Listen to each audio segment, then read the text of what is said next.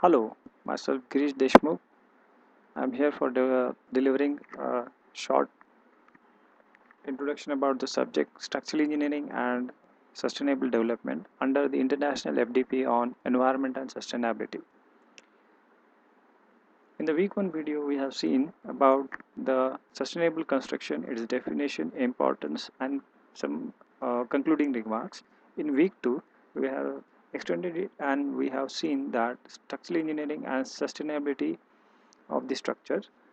Also, we have discussed one case study about the structural awards which are given by the Institute of Structural Engineers. Uh, Mainly, we are focusing upon the CO2 emission and the sustainability of structures.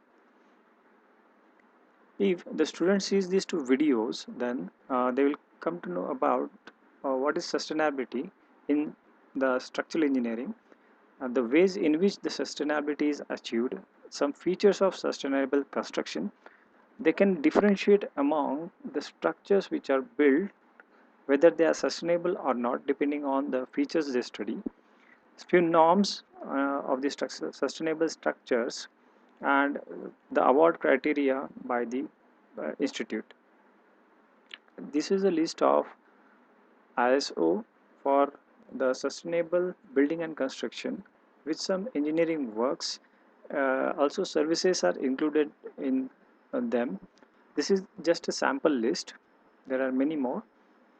Now we are moving towards the carbon footprint calculator for construction project. I have studied this references. So methodology for calculating is first we collect the data by the steps, maybe directly from the manufacturer or supplier, or we can have a survey. In the next step, that is the data analysis, the building carbon footprint database for construction material is taken with an add-on. Next, the programming tool of LabVIEW is used, and finally we'll get the results.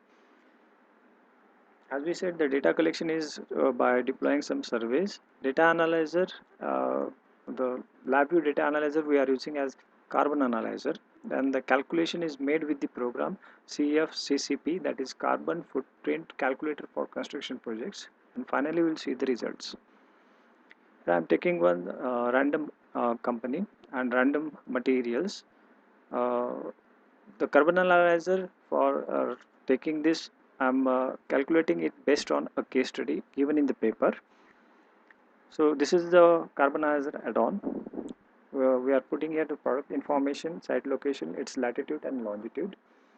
Then we put the densities, material availability, and its different aspects in terms of units and all in this database for all the materials, that is cement, sand, aggregate, and gypsum, plaster, pipes, fittings, tanks, some electrical wiring and switches. Everything we are putting in this database. Next, in this main window, we are putting the project title and we are following one tab one by one. We are calculating the final CO2. As you can see here, concrete CO2 we are getting in this way, and this is the result of CFCCP, which is giving us the site, concrete, metal, and different aspects of this single site only. The total CO2 emission is given here. This we can taken to any file in this way. The output can be given in various ways. This is one of the output which is simple. uh, this is one is simple as reading in pie chart, and this one is for taking to the other softwares. Now the carbon analyzer, it is also called as carbon combustion analyzer. In actual this is done, and the previous one is for the software.